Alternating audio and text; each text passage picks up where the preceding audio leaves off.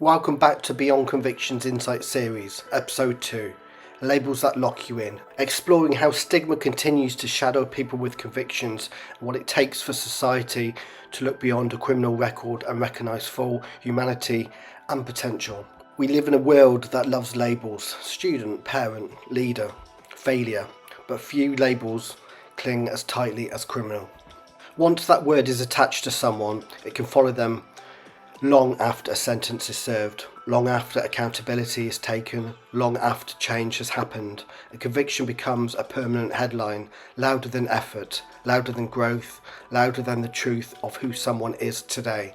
For people with convictions, stigma isn't abstract. It shows up in job applications that end with silence, housing forms that quietly close doors, conversations shift when the past comes up, even when someone has done the work. Rehabilitation, education, self-reflection. Society often says, we remember who you were. But here's the question. We rarely ask, why do we believe people can change? Until it comes to crime. We praise redemption stories in movies, cheer for second chances in theory, and celebrate resilience. Yet in real life we freeze people in their worst moment, as if a single chapter defines the entire book. A criminal record doesn't capture context, it doesn't show poverty, trauma, addiction or survival. It doesn't show remorse, growth, or the daily choice to live differently, and it certainly doesn't measure potential. Looking beyond a record doesn't mean ignoring harm or erasing accountability.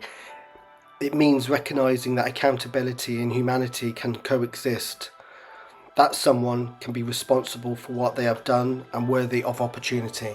If we truly believe in rehabilitation, then society has a role too, to create pathways back, no walls that push people further out. Because when we reduce people to labels, we don't just lock them in the past, we limit our collective future. And maybe the real question isn't whether people with convictions can actually change, but whether we're willing to let them.